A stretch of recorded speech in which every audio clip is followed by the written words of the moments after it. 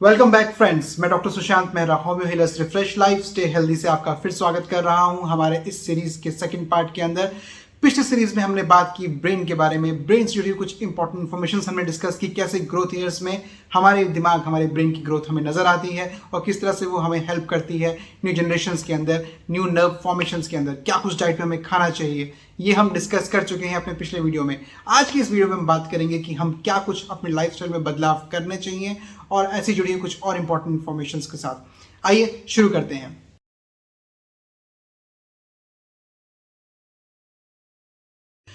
Brain को हम आमतौर पे 3 हिस्सों में डिवाइड करते हैं, fore brain, mid brain and hind brain. Hind brain मतलब जो हमारा सेरेबेलम फॉर्म कर रहा है, जो हमारा स्पाइनल कोड फॉर्म कर रहा है, उसको हम हाइंड ब्रेन में काउंट कर लेते हैं। और बाकी फोर ब्रेन और मिड ब्रेन आपको पता लगेगा कि वो फ्रंट का ब्रेन और जो middle part of the brain है, जो ब्रेन का बीच का हिस्सा रहता है, उसको हम मिडिल पार्ट ऑफ ब्रेन में काउंट करते हैं। तो fore brain, mid brain and the hind brain, ये हमारे ब्रेन के 3 हिस्से हैं। जो हम एनाटॉमिकली अगर हम बात करें तो ये 3 हिस्सों में डिवाइड किया जाए।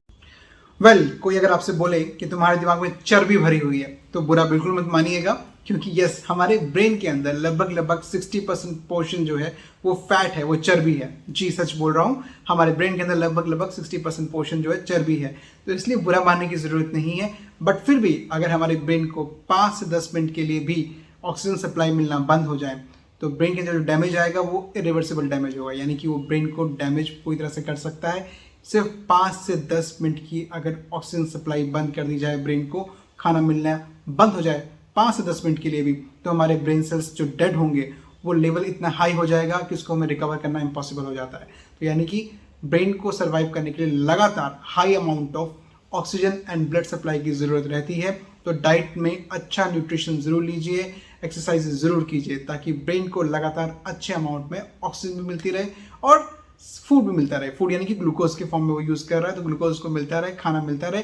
एंड डेफिनेटली मिनरल्स चाहिए हमें, वाइटामिन चाहिए, जो हमने अपने पिछले वीडियो में आपको बता चुके हैं कि किस तरह से उनको ऐड करना है डाइट के अंदर, ताकि ब्रेन को अच्छा हेल्दी न्यूट्रिशन मिले, जल्दी रिपेयर होने के लिए भी और फास्टर ग्रोथ करने के लिए भी। आपकी नॉलेज के लिए बताऊं मैं आपको, हमारा ब्रेन एक ऐसा हिस्सा है, ऐसा ऑर्गन है शरीर का, जी हाँ, जहाँ पे अगर आप कोई चोट करते हैं, उसको काट भी देते हैं तो उसको कोई दर्द महसूस नहीं हुआ, क्योंकि उसमें दर्द महसूस करने की कोई नर्व है ही नहीं, कोई नस है ही नहीं। जी, बॉडी के किसी भी हिस्से पे आप चूटी भी मारेंगे, पिन भी चुभाएंगे तो आपको दर्द महसूस होगा, लेकिन ये सारा का सारा ऑर्डर ब्रेन तक जाता है और ब्रेन से वापस आता है। यहाँ पे देखते हैं कि हम ब्रेन के पास खुद के लिए दर्द सहने के लिए कोई नस नहीं है। तो ऐसी कोई नस ना होने की वजह से ब्रेन पर कोई चोट लगती भी है, आप उसको स्लाइस भी कर देते हैं, काट भी देंगे, तो उसमें कोई दर्द महसूस नहीं होगा। ये अजीब सी बात है पर ये सच है। हमारा इस असीमित ब्रेन की अगर बात करें, जैसे मैंने पहले भी बताया था आपको कि हमारे पूरे शरीर का सिर्फ 2% बनता है, जबकि अगर हम देखें एक हाथी के अंदर तो वो 0.15%, यानी कि उसका ब्रेन साइज उसके बॉडी के मुकाबले 0.15% है, जबकि ह्यूमन ब्रेन बहुत बड़ा है कंपैरेटिवली, वो 2% फॉर्म कर रहा है। शायद इसलिए भी ह्यूमंस को काफ़ी ऊपर माना जाता है, बिकॉज हमारे ब्रेन साइज की जो रेशियो है, जो प्रोपोर्शन है, वो हमारे बॉडी के मुकाबले काफ़ी अच्छा है, जो हमें ज़्यादा सोचने, ज़्यादा समझने, ज़्यादा एनालिसिस करने में चीज़ों को मदद करता है, इम्प्रूव करता है और हमें बेटर वे में लाइफ में आगे बढ़ने में हेल्प करता है। तो इसलिए ह्यूमंस डिफरेंट है एनिमल्स से, क्योंकि उनके ब्रेन का जो संरचना है वो काफ़ी अलग है। यही डिफरेंस हमने देखा जीन्स के अंदर भी। जो जीन्स हमारी बॉडी में मौजूद हैं, जो वो एट बर्थ हमारी बॉडी में आते हैं, जो जीन्स हमें प्राप्त होते हैं, उन जीन्स के अंदर लगभग 50% ऑफ जीन्स ऐसे हैं जिनका मेजर काम ब्रेन की संरचना से जुड़ा हुआ है या ब्रेन फॉर्मेशन से जुड़ा हुआ है। बाकी बचे 50% हमारी बॉडी ऑर्गन्स में काम आते हैं, हमारी बॉडी ऑर्गन्स के सिस्टम को डेवलप करने में काम आते हैं। ये सभी जानते हैं कि जीन्स एक तरह का ब्लूप्रिंट है पूरी बॉडी को फॉर्म करने के लिए। तो जीन्स की इस ब्लूप्रिंट के अंदर भी देखें तो ऑटोमेटिकली 50% का अगर वेटेज हमारे ब्रेन को दिया गया है, तो ये ब्रेन कितना इंपॉर्टेंट है ये आप समझ सकते हैं। आइए अब समझें कि हम अपनी जीवन शैली के अंदर किस तरह के बदलावों को इंट्रोड्यूस करें, स्टार्ट करें, ताकि हमारा ब्रेन बेहतर वे में काम कर सके और जो उसमें कमियां हैं उसको पूरा कर सकें। डाइट के अलावा ये बहुत ज़रूरी है कि हम अपने सिस्टम को प्रॉपरली मैनेज भी करें। यानी कि अगर हम ब्रेकफास्ट की सबसे इंपॉर्टेंट बात कर रहे हैं तो हमें ब्रेकफास्ट स्किप नहीं करना चाहिए। यानी कि हमारी जीवन शैली में, हमारे लाइफस्टाइल में ब्रेकफास्ट का एक बहुत ही इंपॉर्टेंट रोल है। मॉर्निंग ब्रेकफास्ट बिल्कुल भी स्किप ना करें, बिकॉज ये आपकी बॉडी का दिन भर का एनर्जी लेवल का 70% आपको मॉर्निंग में प्रोवाइड कर रहा है। तो इसको स्किप करने का मतलब है कि आप वैसे ही एनर्जी में लो होने वाले हैं। बट अगर मैं ब्रेन पॉइंट ऑफ व्यू से इसकी बात करूं, तो ब्रेन में हम देखते हैं कि अगर आप अच्छा नाश्ता नहीं ले रहे हैं तो आपकी जो शॉर्ट टर्म मेमोरी है और जो आपका अटेंशन है उसमें कमी आना शुरू हो जाएगी।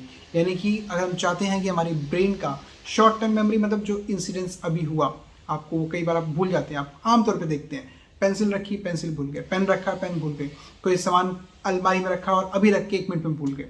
ये चीज़ें क्यों हो रही हैं? क्योंकि आपके ब्रेन को एनालिसिस में टाइम लग रहा है, चीज़ों को ग्रैप्स रखने में टाइम लग रहा है। और अगर आप ब्रेकफास्ट को स्किप कर रहे हैं तो आप मॉर्निंग का जो एक्स्ट्रा बूस्ट हमारे ब्रेन को मिलता है मॉर्निंग ब्रेकफास्ट के साथ, in terms of nutrition, in terms of glucose, in terms of circulation, better circulation, वो आप रोक देते हैं, जिससे कि हम शॉर्ट टर्म मेमोरी को जो है कमज़ोर कर रहे हैं अपनी। तो ऑब्वियसली मॉर्निंग ब्रेकफास्ट न्यूट्रिशियस ज़रूर रखिए, फुल ऑफ फाइबर रखिए, फुल ऑफ सीरियल्स रखिए, फुल ऑफ आपका नट्स रखिए, सीड्स रखिए, मल्टीफीड जो सीड्स होते हैं हमारे, उनको ज़रूर डाइट में रखिए, फ्रूट ज़रूर रखिए। और हैवी डाइट नहीं रखिएगा, इसको बिल्कुल सिंपल डाइट में रखिए।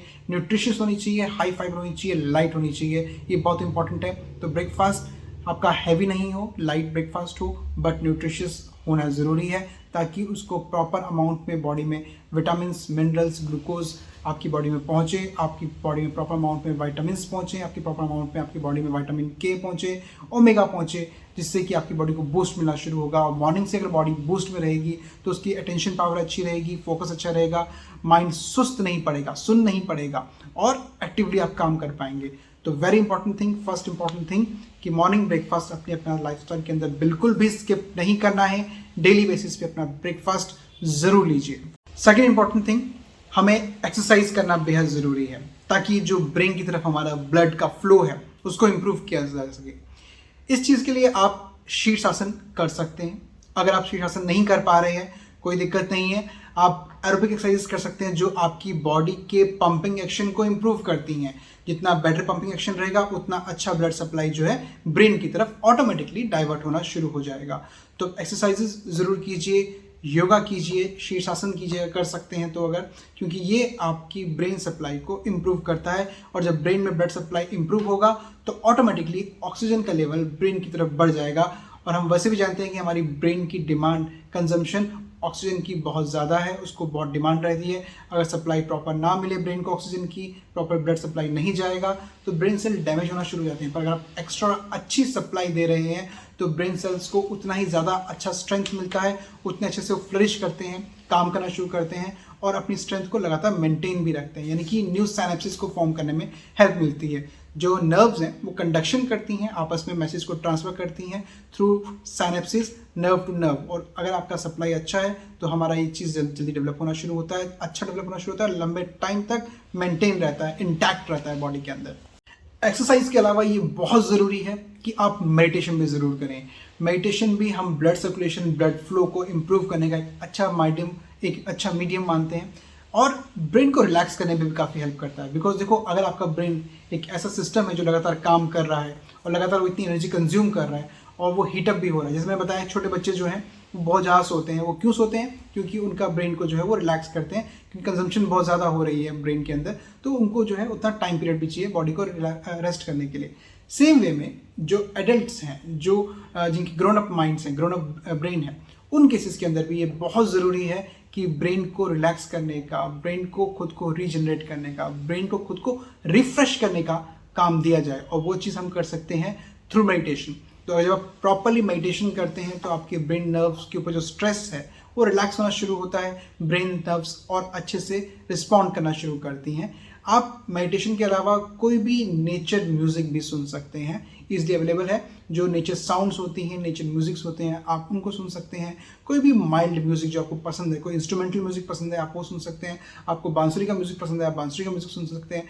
जो इंस्ट्रूमेंटल म्यूजिक आपको सूदिंग लगता है आप उसे भी सुन सकते हैं। तो यानी कि कोई भी माइल्ड फॉर्म में आपकी जो धुन है वो आपको सुन के आपको रिलैक्सिंग फील हो रहा है, तो ये आपको रिलैक्सिंग इसलिए फील हो रहा है क्योंकि आपका माइंड रिलैक्स कर रहा है। तो ये आपके लिए एक बेहद एसेंशियल चीज़ है। इसको रेगुलर अपने डेली रूटीन में इंट्रोड्यूस ज़रूर कीजिए, सो डैट जब आप इसको फॉलो करेंगे तो आपका माइंड टाइम टू टाइम खुद को रिफ्रेश कर पाएगा, और जब उसके बाद वापस आप काम शुरू करेंगे तो माइंड ज़्यादा अच्छे से एक्टिवली काम कर पाएगा और ज़्यादा एफिशिएंसी से काम कर पाएगा, आउटपुट और बेटर हो जाएगा।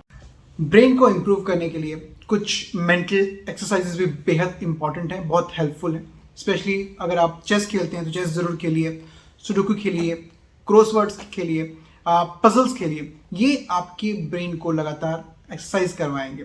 तो ये बेसिक एक्सरसाइजेज हैं जो आप अगर करते हैं तो इससे आपकी ब्रेन नर्व्स लगातार अपने आप को स्ट्रेंथन अप करेंगी, वर्क करेंगी और मेमोरी को धीरे धीरे ग्रेजुअली आपके माइंड के अंदर इंप्रूव करती हैं। देखिए होता क्या है कि जो आपकी ब्रेन में नर्व्स मौजूद हैं उनमें जब करंट पास कर रहा है, कंडक्शन कर रहा है, जब आप कोई एक फिक्स थॉट पे जाते हैं, उसको बार बार फॉलो करते हैं, लेट्स से चेस खेल रहे हैं और आप उसमें कुछ फिक्स मूव्स को फॉलो कर रहे हैं, जिससे कि आप एनालाइज कर पा रहे हैं आने आपके सामने वाले ओपोनेंट्स के अगले 2 या 3 मूव्स को, तो ये आपकी ब्रेन में फीड हो जाता है। Because bar bar nerve same idea को कॉन्स्टेंटली अपने माइंड में क्रॉस करती है, नर्व के थ्रू सेम कंडक्शन होता है, बार बार वो उस चैप्टर को रीड करता है और उसको याद हो जाता है कि ये प्रोसेस होने वाला है या फिर ये चीज़ें हो सकती हैं, जिससे कि आपका कैलकुलेशन टाइम पीरियड रिड्यूस होना शुरू हो जाता है। तो ऑटोमेटिकली जब आप इस तरह की गेम्स खेलते हैं, चाहे आप सुडोकू खेल रहे हैं, चाहे आप क्रॉसवर्ड खेल रहे हैं, चाहे आप चेस खेल रहे हैं, चाहे कोई पजल खेल रहे हैं, चाहे आप आपका कोई एक्टिविटी कर रहे हैं, लाइकवाइज एक्टिविटी में बात करूंगा, ड्राइंग एक्टिविटीज़ की बात करूंगा।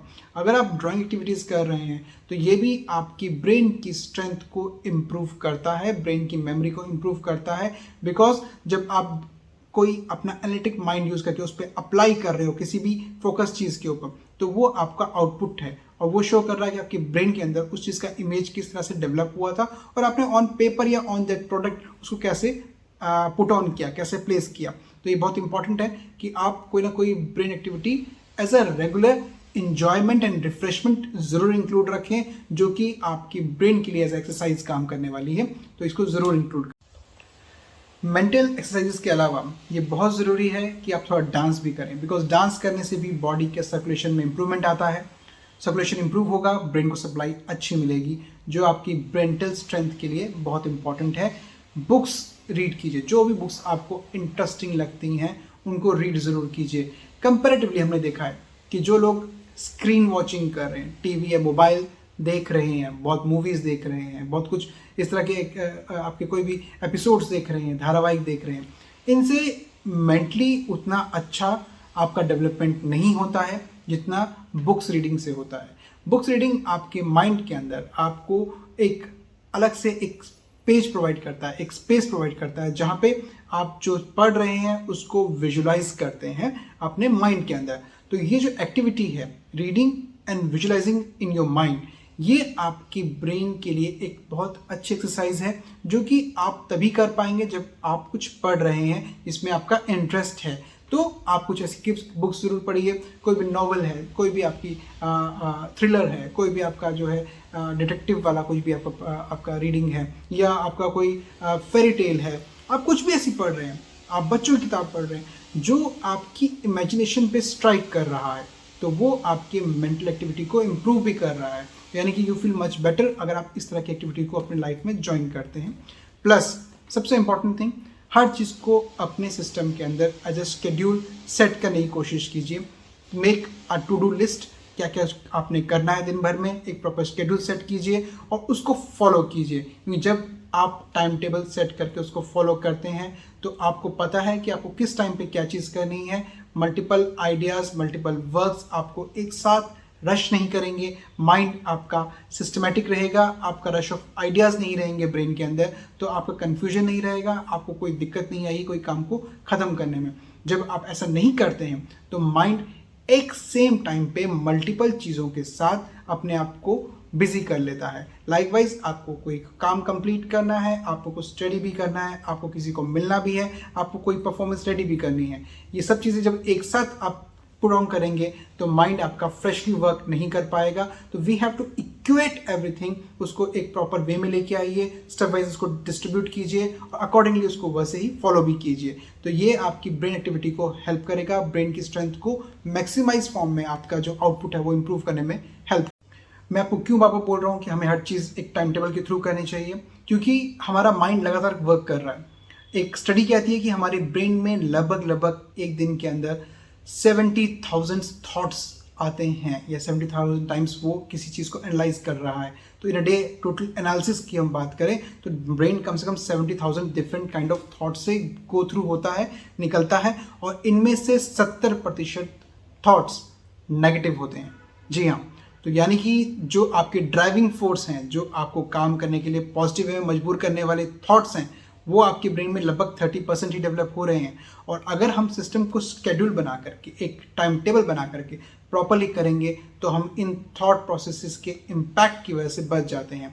हमारे माइंड में जो थॉट्स आ रहे हैं वो नेचुरली आ ही रहे हैं, बट उनका इम्पैक्ट हमारे सिस्टम के ऊपर कितना पड़ रहा है ये बहुत इंपॉर्टेंट है।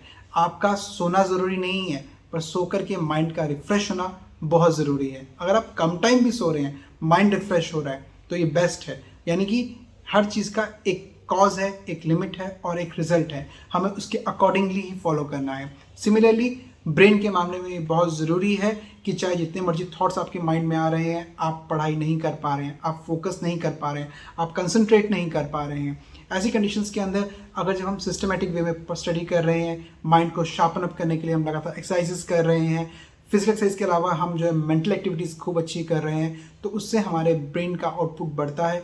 हम प्रॉपर उसको डाइट दे रहे हैं, तो इससे हमारा ब्रेन बेटर वे में एक्ट करता है।